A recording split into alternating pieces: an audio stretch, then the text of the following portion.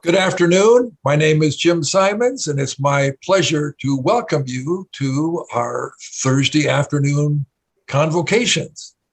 Today, we're going to hear a theologian, a historian from Whitworth University, and he's chosen a scripture for this day in 1 Corinthians verses 18 to 26. So this is the word of the Lord. For the message about the cross is foolishness to those who are perishing, but to us who are being saved, it is the power of God. For it is written, I will destroy the wisdom of the wise, and the discernment of the discerning I will thwart. Where is the one who is wise? Where is the scribe? Where is the debater of this age? Has not God made foolish the wisdom of the world? For since in the wisdom of God, the world did not know God through wisdom, God decided through the foolishness of our proclamation to save those who believe. For Jews demand signs and Greeks desire wisdom, but we proclaim Christ crucified, a stumbling block to Jews and foolishness to Gentiles.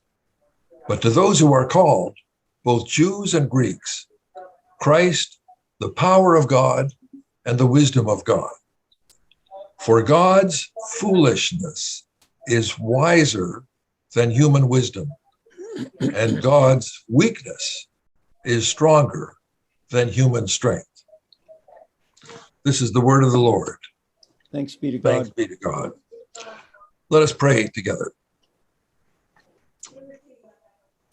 Merciful God, we come to you today confused and struggling. Confused because with all our great wisdom and accomplishments, the human race has lost its way, struggling to answer questions like climate change and massive greed and global homelessness and even feeding starving people.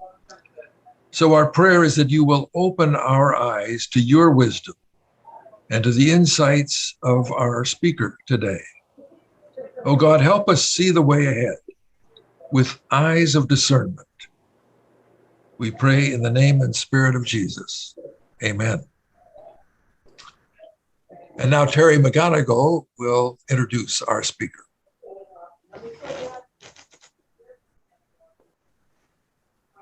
Here we go, unmuted. Suzanne and I are delighted to be on with you this afternoon as residents of Monte Vista Grove's homes. So for those of you who are residents and staff, board and trustees and friends of the Grove, we welcome all of you.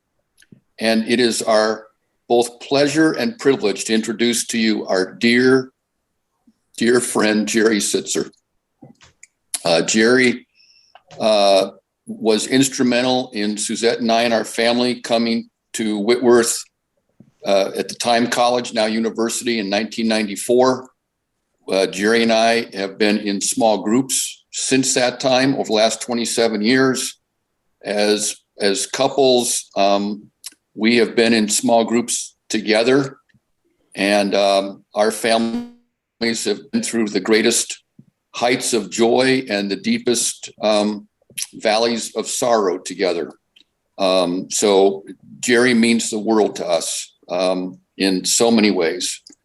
In 2013, Jerry, through an acquaintance who worked at the Lilly Endowment, began a conversation about the possibility of Whitworth University going into partnership with the Lilly Endowment for a Christian university, church-affiliated institution, to try and provide support for churches, particularly on the West Coast. And so Lilly provided that initial grant. Since then, we've received 4 more grants from Lilly. And little did Jerry and I know when we were writing that grant that it would mean a significant life trajectory alteration for both of us. Jerry resigned his position as a full-time tenured faculty. I resigned my position as Dean of Spiritual Life. And together we co-founded what came to be called the Office of Church Engagement. The office does all kinds of things, including for those of you who were residents at the Grove in the summer of 2019, providing students for summer internships. Many of you were interviewed by Hannah Miller in terms of your life history, in terms of ministry. That's one of the things we do, 50 to 75 students going out every summer. Another piece of what we do was founded by Jerry, called the Academy of Christian Discipleship. We kept hearing from churches, help us think about spiritual transformation in our congregations, not the dissemination of more information, but how is it that we can be molded and shaped into deeper commitment to Jesus as God's disciples. And so Jerry developed a series of various presentations. They are available to churches all over the United States, a video format, as well as written supplementary material. And we require that churches engage this material as cohorts. One church in Missoula, Montana, First Presbyterian Church, has been at this now 6 or 7 years.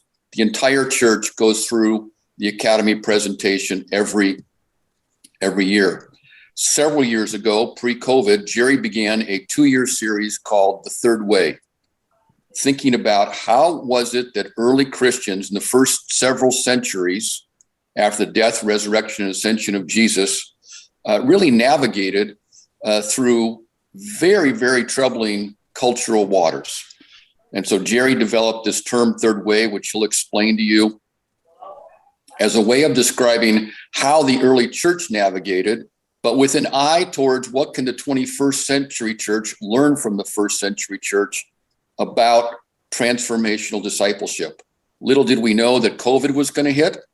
And here we are in 2021, and churches are trying to figure out how to be resilient on this side of the COVID pandemic.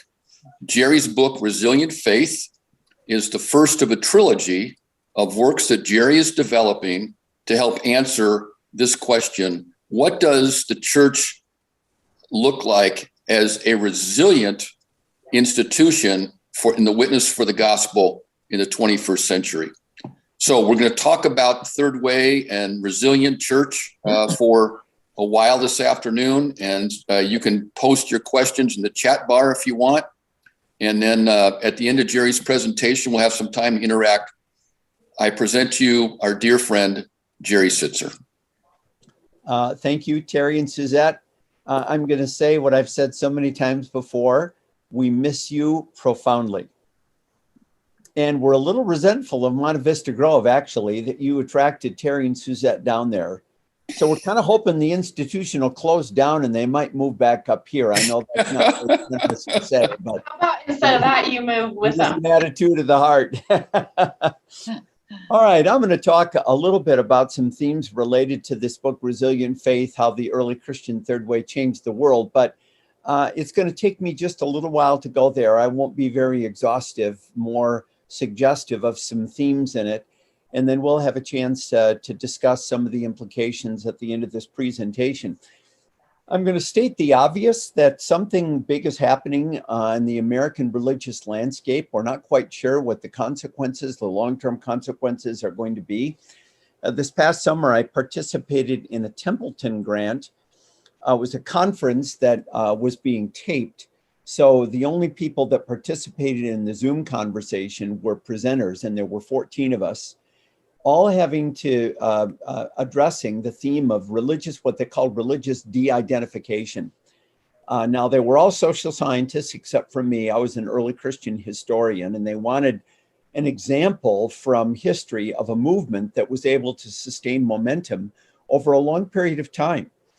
And there were people from Harvard and Yale and Stanford and Duke and Oxford and Cambridge, a really cool group of people, not all Christian, but lovely human beings. And they just delivered the statistical news, and it's not particularly happy news. So, for example, and by the way, they measured from 1999 to 2019, so a 20-year period.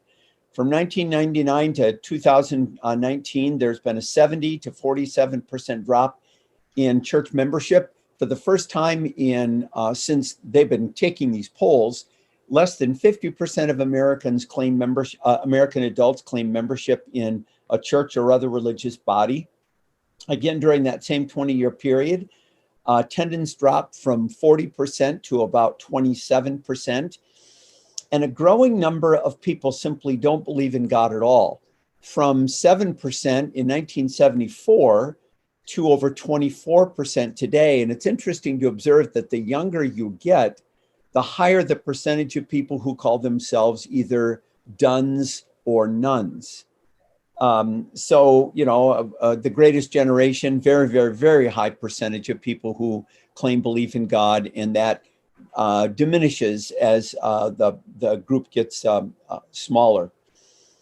But more than that, we're seeing a pretty massive change in our society. Again, I'm only noting what you already know. Democracy does not seem to be working as it once did. There's a deep polarization. I lived through the 60s and 70s. I'm 71 years old, and I feel like the polarization is actually worse now even than it was in the 60s and 70s. Another alarming trend is that red is getting redder and blue is getting bluer. We've never seen as many super majorities as we have today. And it's telling because when you have a super majority, it means they're making decisions over against that red or blue state that's 3 states over. And so they're not learning to do legislation with a diverse population right under their nose. I read an interesting op-ed piece in the New York Times just a couple of days ago by, I think he was a reporter in Kansas who said, I live in a district where there's equal parts red and blue. And he said, it's the opposite of what you think. We get along better. We don't tend to exacerbate the weaknesses of our opponents. We let more things fall off our back because we have to in order to get along with each other. And that is not happening so much around the country. And all of us know of the growing disparity between rich and poor. Robert Putnam, who teaches at Harvard, has noted that it's as bad now as it was during the Gilded Age in the 1890s. Now, for a long time, the evangelical population seemed to be the exception. Their numbers were not dropping, at least holding their own. But that good news of stability needs to be tempered because of what some people are now calling political evangelicalism. So there was a Pew report that came out just last week that said people on the right who identify as Hindu and Islam and Catholic are actually starting to call themselves evangelical. In other words, they're unable to make a distinction between being Republican and evangelical. Now, in my mind, that is not heeding the warning of Alexis de Tocqueville. He visited America in the 1830s, and he noted that the reason why the religious Christian tradition in America, then virtually all Protestant and mostly evangelical Catholics, were not here in high numbers yet in the 1830s. He said it was the first political institution in America because it transcended political categories. So he said, he put it this way: religion, which never intervenes directly in the government of American society. I love that statement. Just listen again. It's so different from what it is today. Religion, which never intervenes directly in the government of American society, should therefore be considered as the first of their political institutions. For although it did not give them the taste for liberty, it singularly facilitates their use thereof. All right. Well, then he contrasted that with religion in Europe. And this is another quote from Democracy in America. Unbelievers in Europe attack Christians more as political than as religious enemies. I'm going to quote that again. Unbelievers in Europe attack Christians more as political than as religious enemies. They hate the faith as the opinion of a party much more than as a mistaken belief, and they reject the clergy less because they are representatives of God than because they are the friends of authority. European Christianity has allowed itself to be intimately united with the powers of this world. Now that these powers are falling, and of course, he's thinking especially the French Revolution, it is as if they were buried under the ruins. A living being has been tied to the dead, namely religion and the failed monarchy. Cut the bonds holding it and it will arise. Well, that is not so true in America anymore. Now, again, we're profoundly aware of the crisis in American society, and I want to share some good news with you before I actually get to resilient faith. There have been other crises in world history, and the church has had to deal with them. What I want you to observe is where hope and ultimately renewal has come from has been invisible, or in most cases was invisible when the movement first arose. So if we had been living in that particular period of time, we wouldn't have seen the renewal that was coming. Let me give you this analogy. I always brought my kids backpacking or camping to national parks in all the years I was a single parent. And in one particular occasion, we visited Yellowstone National Park. And I don't know, Catherine was maybe 14, David 10, John 8, something like that. We spent a week there. And on one particular day, we took a hike through a pretty deep forest and then up to a peak. It was a long day. And maybe 10, 15 years before we were there, there had been a massive forest fire in Yellowstone that consumed 400,000 acres. Well, we walked through some of that scorched earth. Well, we walked through groves of dead trees. Now, by this time, all the bark was off. The trees were all gray. It was as if we were walking through a graveyard of tall trees, and they were gigantic trees, all looming over us like ghosts.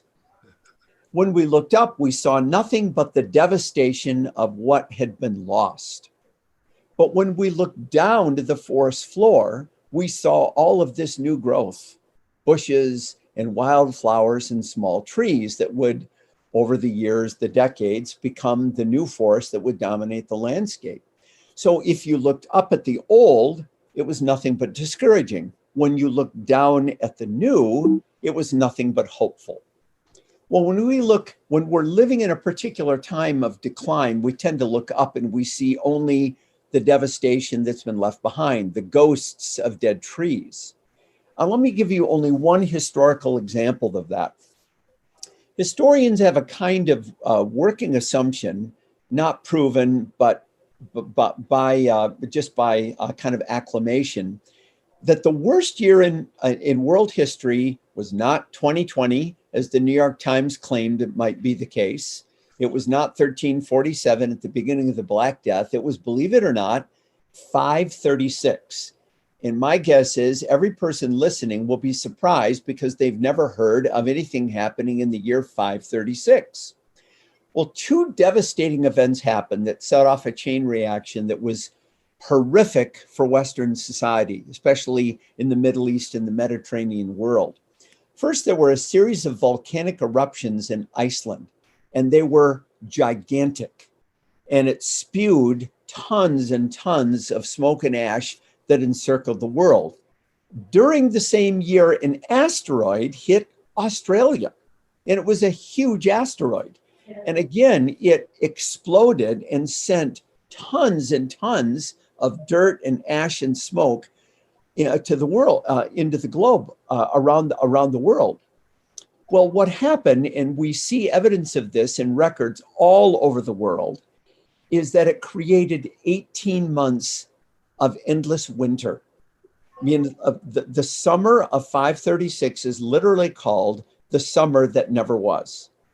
The world was shrouded in darkness and gloom. It snowed in Italy in the middle of August, for example. And it set off a climate crisis that led to massive famine and starvation. So it was catastrophic.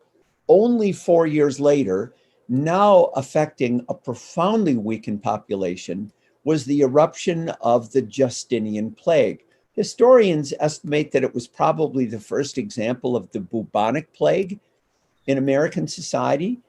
We don't know numbers. Historians think that in the Mediterranean world, it might have extinguished about 1/5 of the population. In other words, many millions of people. Well, during this time, the church was in absolute collapse because of the invasion of tribal groups. They called them barbarians. We'd call them tribal groups that began to spill over all through the Mediterranean world, creating a massive crisis from which Europe did not recover until the 17th and 18th centuries. To give you an idea, the city of Rome had a population of 1 million to 1.5 million in the year 300. I'll think about that. 1 million to 1.5 million people in a fairly small space in the city of Rome. By the year 525, Rome had less than 50,000 people. To give you comparative figures, the city of Spokane has about 200,000. If we followed the same pattern, we'd have less than 4,000 people in the city of Spokane. So that gives you some idea of the crisis that Europe faced. It was exactly during this time that a man who had been raised in an aristocratic home went to Rome to receive his education and became profoundly disillusioned by what he saw there, by the worldliness and corruption of the city. And so he withdrew and lived in a cave for a while to practice the spiritual disciplines and to imitate the life of the monks of Egypt. He attracted some disciples who wanted to be mentored in the same kind of rigorous way of life. They turned on him after a year or two, actually tried to poison him, so he fled. And this time he fled, instead of north of Rome, south of Rome, to a place called Monte Cassino. And he withdrew into a cave, again, attracted some disciples. And in this case, he formed over the next, 5 to 10 years, 12 communities of 12 monks each.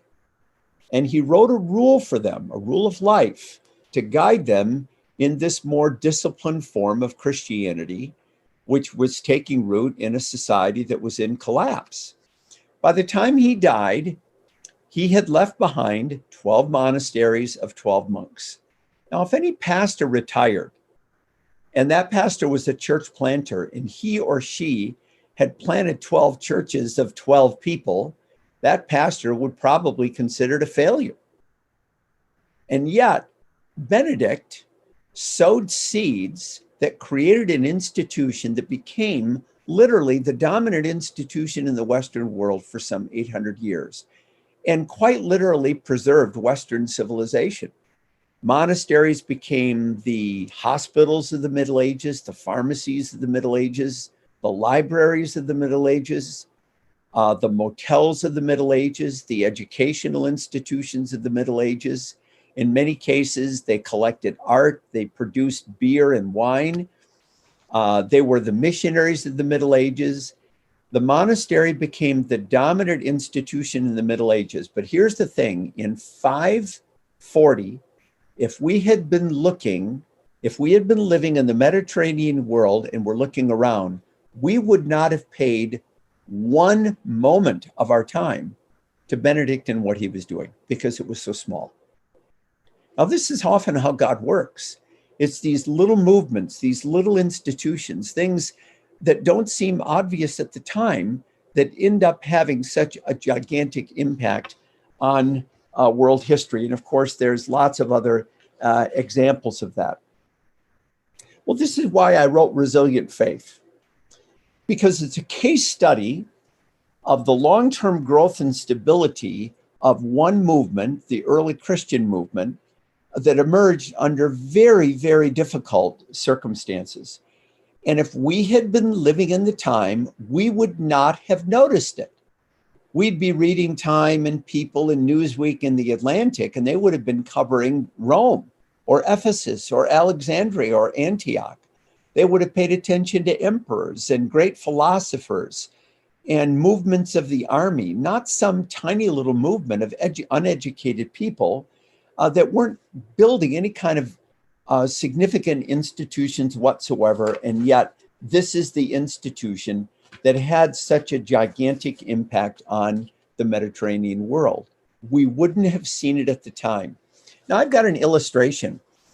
In September, I led a tour to Turkey of Whitworth alums and parents of alums or parents of students. There were 20 of us.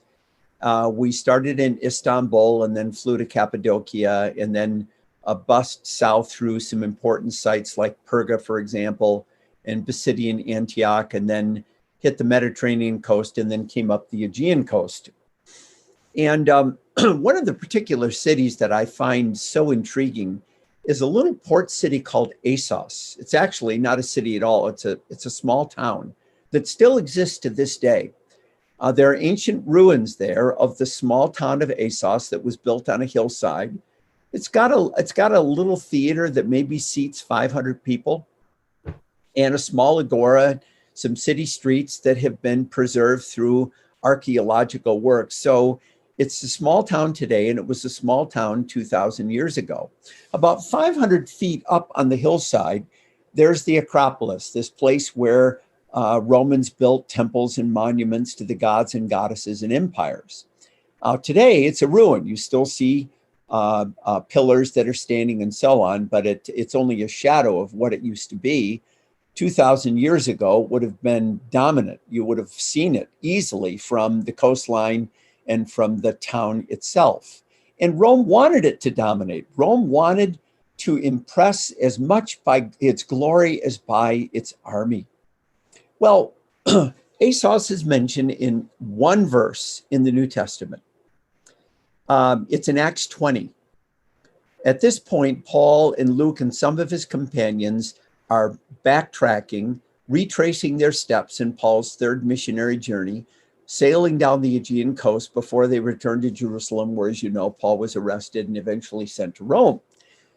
Well, they stopped in Troas for a night. Paul met the believers there in this small church that he helped to plant. And he preached a sermon, and he went too long. As you recall, one young man actually fell asleep and fell out the window. I believe his name is Eutychus. And in the morning, he bid them farewell. But now something curious happens. Paul sent Luke and his companions to the ship and told them to sail down to this small port town called Assos.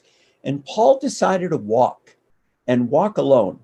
Now, the distance is about 40 or 50 miles, and it's over rocky hillsides running right along the Aegean Sea. Our bus actually took that route. And it probably took Paul about 4 or 5 days to take this journey. I have to pause and wonder, why did Paul do that? Why did he walk alone? Why didn't he board the ship with the rest of his companions and sail to Assos? There had to be something that was going on in Paul's mind. Was he praying? Was he contemplating his future? Was he worried about the church? We know that when he preached to the Ephesian elders in Miletus, he was very nervous, and he indicates so. Wolves, he said, are going to attack the church from the inside and are going to cause trouble. He knew that his time on earth was probably limited. He was wondering what would happen to this fledgling movement after he and the other apostles were removed from the scene. So he spends 4 or 5 days journeying and then arrives at Assos. Now, just imagine Paul boarding that ship, and he stands on the stern as the ship pulls out of this intimate, darling little, it's just a lovely little harbor. And Paul is standing on board the stern, and he looks up and he sees that huge Acropolis about 500 feet above him. Of course, it wasn't a ruin then, it was functional. People visiting, offering sacrifices. He could see smoke rising from all of that. If we had been standing in that town and we had looked down at that ship, at that little man on that little ship, keeping alive a little movement of little churches, or turned our head and looked up at that Acropolis, a symbol of Rome's power and glory, we would have put all of our money on Rome. And we would have been wrong. This is the way of God in the world. This is why I love Augustine's view of history so much. He said, at any given moment, there are 2 stories going on at the same time. One is the story having to do only with human achievement and power and glory and privilege and violence. The other one is a quieter, smaller story of God's redemptive work in the world. And in most cases, you can hardly see it. Only the eyes of faith see it. The interesting thing, he said, is that both of those stories or both of those scripts are taking place on the same stage at the same time with the same cast of characters with the same props. But there are two stories. We spend most of our time paying attention to the human story. People of faith try to see signs of that other story, God's redemptive story going on, the story of Paul and that little ship, or the story of Esther and Ruth, or the story of Macrina the Younger, or the story of Benedict planting those little monasteries south of Rome. Well, now it's pretty obvious why I wrote Resilient Faith, because it studies a movement that's just getting started in the ancient world. And it was during this first 270 years when it received no favor or attention from Rome except a negative one, when it created its doctrines, basically its functional canon, its offices, its structures, its practices, its liturgy, and so much else without any form of interference from Rome. The church was on its own. Now, let me tell you just a little bit about my own story in education. I went to seminary in the early 70s. I graduated when I was 24 years old. Looking back now, I received in seminary what I would call a Christendom education. That is to say, we spent 80% of our time studying family conflicts and family matters. It was as if everybody in the room was Christian, and we assumed that Western society was pretty much Christian too. So we loved the Reformation and spent most of our time in the Reformation. Now, the Reformation matters to me. I love the Reformation. I love to study it, and I identify with one movement over against others, although that's changing fast, by the way. But what strikes me about the Reformation is that it was a family argument. If we had interviewed 100 people living in the year, 1560, they all would have said, I believe in the Apostles' Creed. They just disagreed in how to interpret it. When we studied early Christianity, it was basically focusing on early Christian heresies. When we studied the Middle Ages, we studied how the Catholics got it wrong. And so on and so forth. Well, I taught my students at the beginning of my tenure at Whitworth the same way. And I'd say after about 15 to 20 years in, they started getting bored. They started becoming increasingly intrigued with early Christianity. And the reason why is they were approaching the subject from what I would call a post-Christendom perspective. I remember once when I was explaining the difference between the Lutherans and the Zwinglians, and I described this meeting between Luther and Zwingli in 1529, and they had decided or agreed on 14 out of 15 planks in a platform that would unify their two movements, the Zwinglians, the Swiss, and the Lutherans, until they came to how to interpret 4 words. Of course, you know what they are. How to understand this is my body. And Luther stood up and walked out. And I remember a student looking at me and thinking and saying, literally, that is so stupid. Well, when I was studying in seminary, it wasn't stupid. But to the students, it was. No surprise that student came from Seattle, where the environment is just much more dense with irreligiosity. So my perspective began to change. At the same time, I was rereading some early Christian documents. And one of the documents I reread in doing some research for another project was a letter that was written by an unknown author to a Roman official sometime around the year 150. And it's called the so-called letter to Deidentification. It's a beautiful document. It's very elegant and short. Students love anything short, you know. And It's probably the first apologetic work we have in our Christian library. It predates Justin and Tertullian and some of the other great apologists that emerged in the latter half of the 2nd century. Scholars aren't sure quite when to date this. They land around mid-century, we'll say about 150. And when I read this document, I bumped into a word or a phrase that was unfamiliar to me. And that phrase was called third race. And that awakened my curiosity. What the unknown author was describing is that the Christian movement was so unique in the ancient world that they didn't even know what to call it. I mean, they didn't know how to, better put, they didn't know how to classify it. And so they called it a third race. Well, that got me going. And I began to do research on this whole topic. And that, of course, led to resilient faith. The other word I discovered, by the way, that was, again, new to me, was a word called the catechumenate. And this bothered me even more because the catechumenate, created sometime in the middle of the 2nd century, became the primary tool of disciple making, if you will, in the Mediterranean church for about 300 years.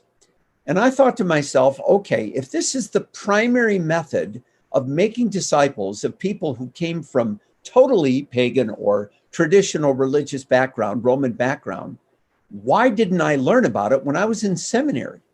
Again, it was because I'd received a Christendom education. All right, now I'm going to quote just a little bit from this document, and then I'll tie it up and we can have some time for Q&A.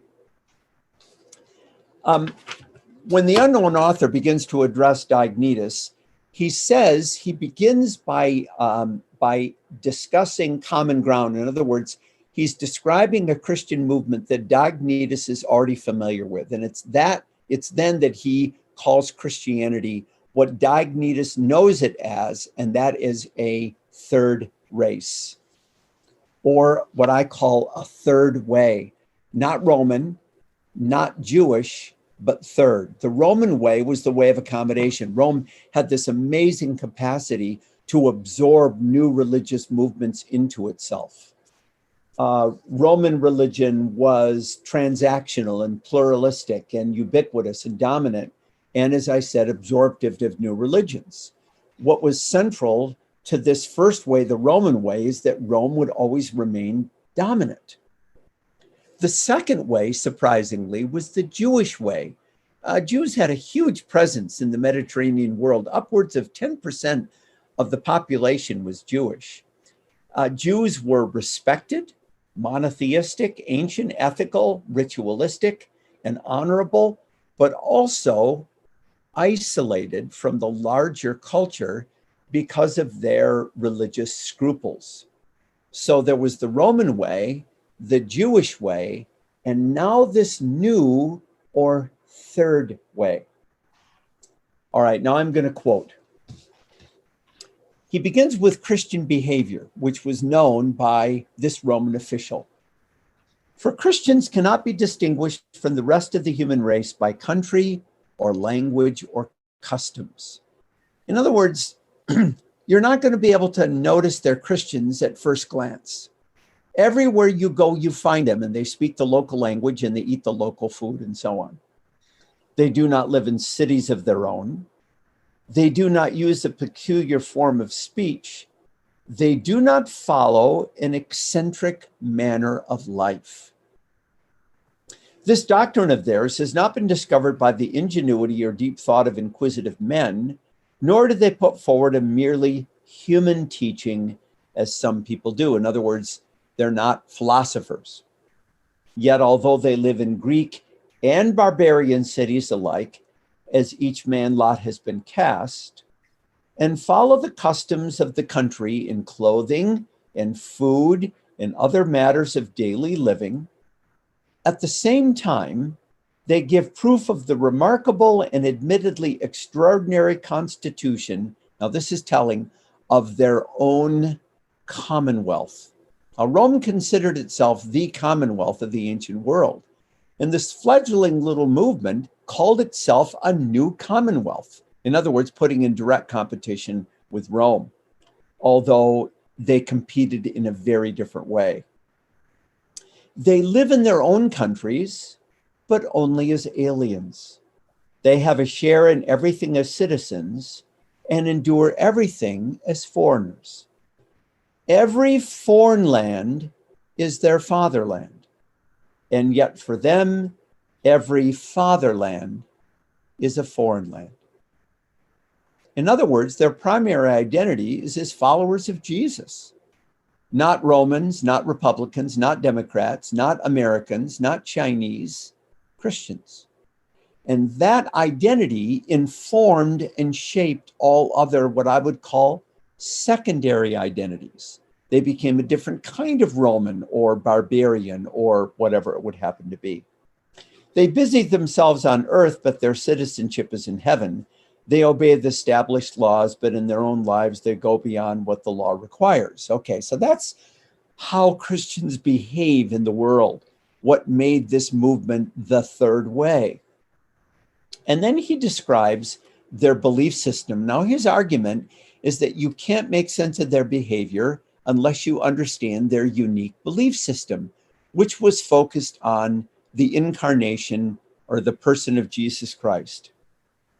And here he writes, now, did God send him, meaning Jesus, as a human mind might assume, to rule by tyranny, fear, and terror? Far from it. He sent him out of kindness and gentleness, like a king sending his son who is himself a king. He sent him as God, he sent him as man to men. He willed to save man by persuasion, not by compulsion. For compulsion is not God's way of working. In sending him, God called men, but did not pursue them or kind of chase them down. He sent him in love, not in judgment. You think about how we would choose to come to earth if we were God. And it would always be kind of the best and the brightest of humanity plus something. It'd be as Augustus plus something, or Alexander the Great plus something, or Socrates plus something, or Hercules. We'd be chest thumping. We'd be muscle flexing. We'd be just smarter and bigger and better than everybody else. And then we'd bully everybody. And when the author of this letter is describing how God chooses to come, he describes a very different way. As the second century Roman philosopher put it, you've got to be smarter than that, Christians. I mean, your way of communicating the nature of God is something that children would make up.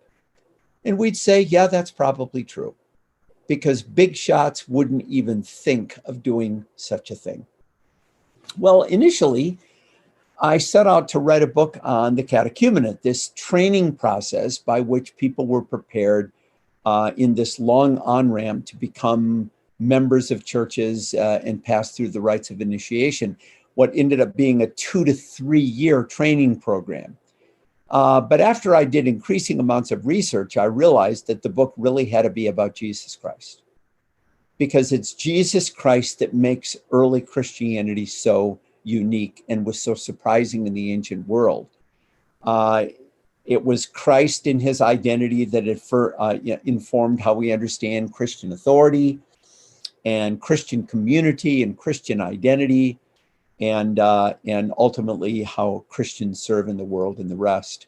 So the last chapter of Resilient Faith is on the catechumenate, this long on-ramp that moved people into the Christian faith. And when you think about it, it makes absolute sense. Imagine what it would be like for a Christian living in the ancient world to try to introduce Christianity to people that not only did not know the story, but didn't know any of the categories, creation, fall, redemption, anything like that. I mean, if you baptize them immediately, you'd be baptizing them into something they didn't understand at all.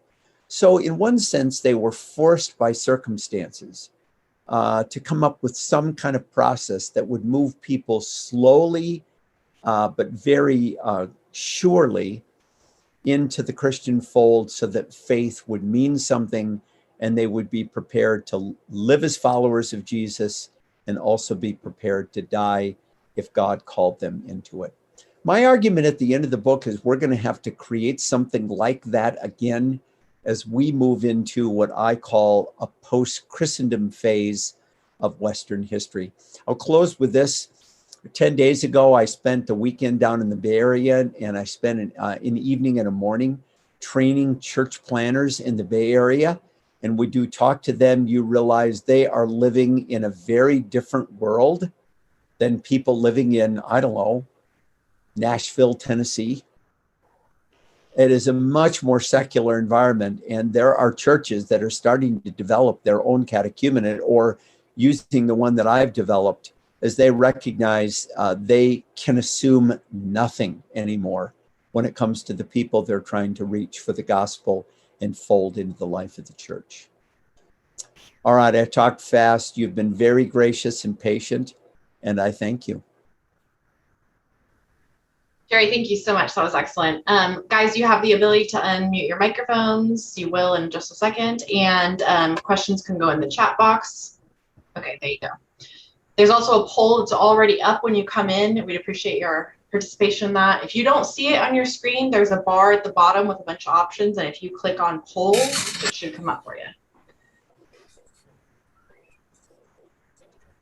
Ron, go ahead. Good afternoon, Jerry.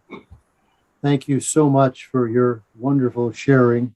It's lovely seeing you. I know a bunch of people on screen, and boy, that makes me very happy, including a colleague from many, many years ago whom I knew as Lynn Cheney. Hi, Lynn. Good to see you too.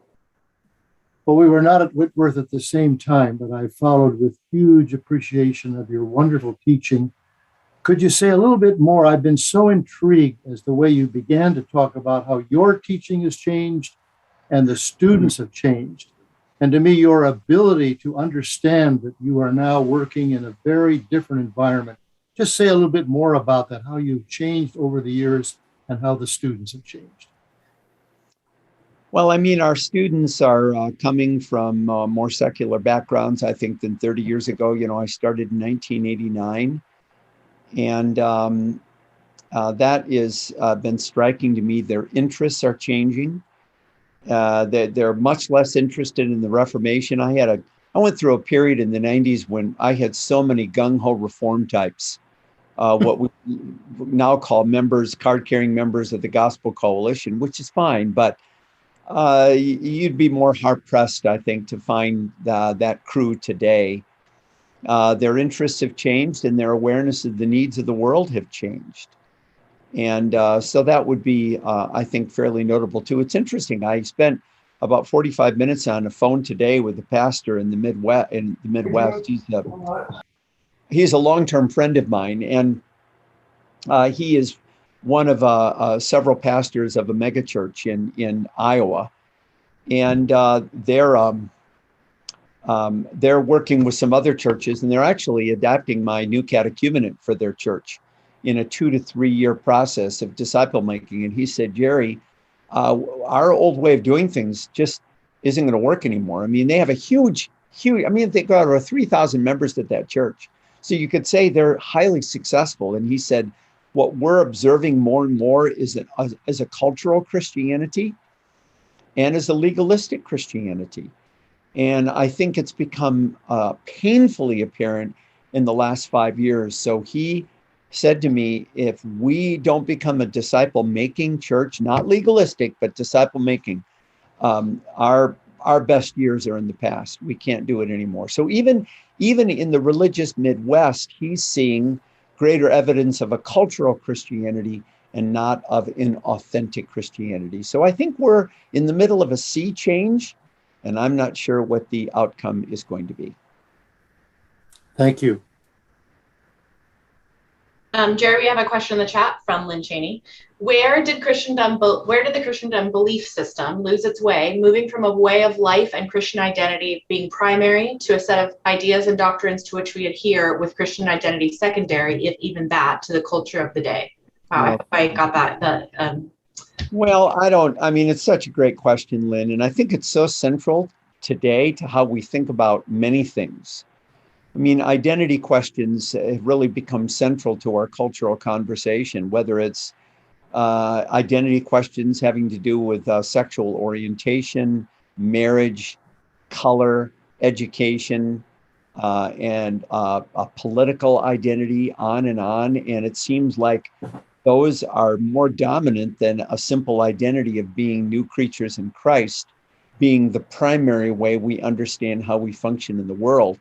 And I just think it's been a slow and fairly debilitating evolution that's taken place over a long, long period of time, probably beginning in the 4th century, when Roman identity became in many ways increasingly dominant, and eventually, I think, eclipsing even Christian identity.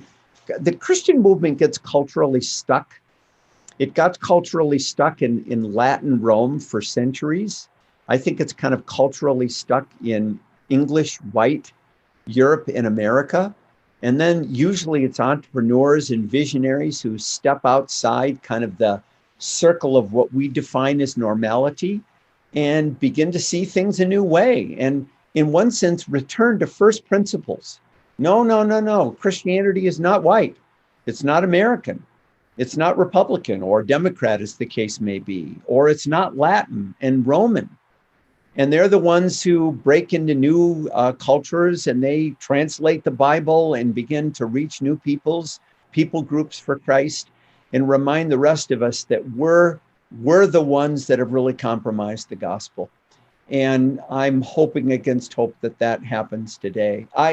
I wonder if the dominance of America is in the past. I'm not sure we're going to be able to recover from our current kind of political and cultural conflict. And, you know, the better part of me says, who cares? I mean, I know that sounds terrible, but really, who cares? I mean, what kind of evidence do you see of Rome today? The only thing that keeps coming up when it comes to Rome is that it's a paradigm for power and authority, like the Third Reich. But the Rome that Paul knew is just a bunch of ruins. And it could be that will be true of the United States 2 years from now, or 200 years from now, too. But the gospel can't be quenched. Jerry, follow up to that. Where do you see the quieter stories unfolding? Well, it's hard to see them. I think we can catch glimpses. Sometimes that's the only thing that the Holy Spirit gives us, brief glimpses. I'm trying to think of an example. All right, here's one. So there's a little, Terry knows this one really well. There's a little Presbyterian downtown PCUSA church in Missoula, Montana. Missoula is a pretty secular city. It's got some big kind of skinny jean mega churches. Sorry, that sounds a little cynical, but I'm not trying to be. And it's got a big, ugly building in downtown Missoula with a lot of old people. And there are all kinds of signs of life in that congregation. And I think a lot of people in Missoula, they're not going to pay attention to that church. The building's ugly. It doesn't have a young demographic. They don't dress the right way. They don't sing the right music. My gosh, they still have an organ in the sanctuary. I mean, that's like two nails in the coffin right there. But I know some of those people, as Terry does, and they are genuine followers of Jesus. And that little church is on the move. That would be one example. And I think there are tons of examples like that, where our hope is kind of counterintuitive to our cultural instincts. And I'm trying to see reality that way. I'm trying to step into the year 540 or 545 and see those little monasteries and think, maybe that's where God's on the move. Or the early Wesleyan movement, where they were just getting rotten tomatoes thrown at them all the time, and they weren't allowed in Anglican churches.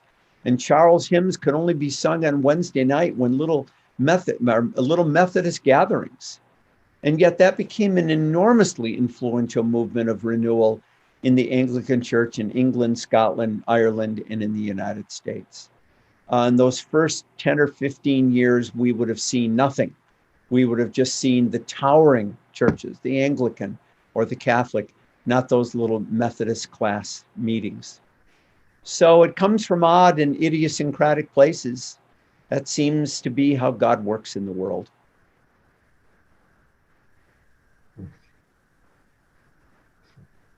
Jerry, does your catechumenae provide a format for new member, officer, or confirmation training? Well, I mean, in one sense, it's a confirmation class for the whole congregation. So this church in Pella, Iowa, and actually there are other churches that are joining it. They have two groups of 14 going right now, and they're going to be kind of the future leaders of a confirmation process that they're going to put the entire church through. I don't care if you've been there for 80 years. They feel like they almost need to start from scratch because there's so much confusion, misinformation, and so on when it comes to their habits of life and their understanding of Christian doctrine and behavior. They really want to try to cultivate a culture of formation, spiritual formation of the life of the church. So they're going to have everybody go through it. And they're starting by training people who will then be leading their own groups. And they're going to be training those people for 2 years.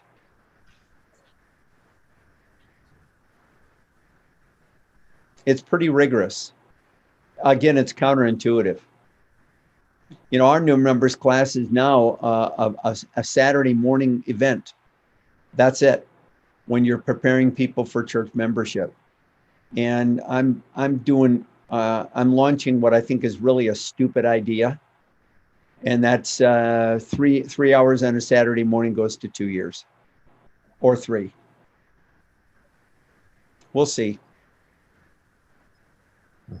I'm 71. Who cares about failure at my age? Any other questions for Jerry, chat box or live? Jerry, I want to make a comment about this place. You made a comment about at the beginning. You were sad that Terry and Suzanne had moved here, that you wanted them to come back. I want them here, and this place is a pretty interesting community because if ever there were a symbol of established Christendom, it would be a retirement community of a bunch of PCUSA ministers and missionaries. But I'm finding here, I've been here 18 years, and I find I'm having more conversations in the last couple of years about new ways of thinking, new ways of doing things than ever before. And there's a lot of ferment going on in this place. And so within the walls of an institution that look pretty rigid, there's a lot of interesting new thinking and people reflecting and taking a second look at what they have given their life for, what they've lived their life doing.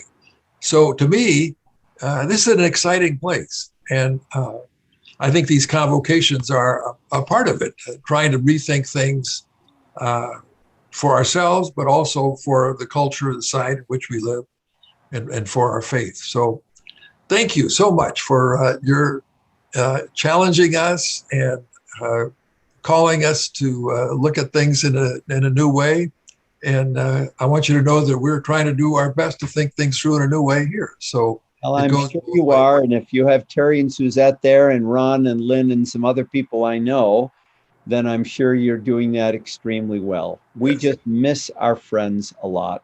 But Pat and I are going to be planning a little winter getaway, and I think we're going to come down to Southern California.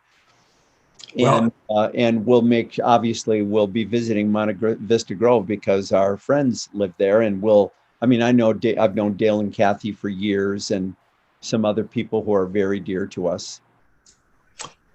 Thank you so much. We deeply appreciate it. Thank you. Well, God bless you. God bless all of you. Thank you. Thank you. Next week, we have young Lee Hertig, and I want to read the comment that Nancy Moore wrote about her. She is an exciting and energetic speaker and activist. When I first met her, she was about to be ordained as a minister of Word and Sacrament by the Han Mi Presbytery of our synod, the first woman to be ordained by them. And one of the main things that she has done is to co-found, and she's the executive director of ISAC, Innovative Space for Asian American Christianity. And in a time when Asians are being targeted, and there's increasing evidence of prejudice, here is somebody who is leading the way in claiming her identity as an Asian American pastor, woman pastor. So join us next week at 4 o'clock. And thank you again, Jerry.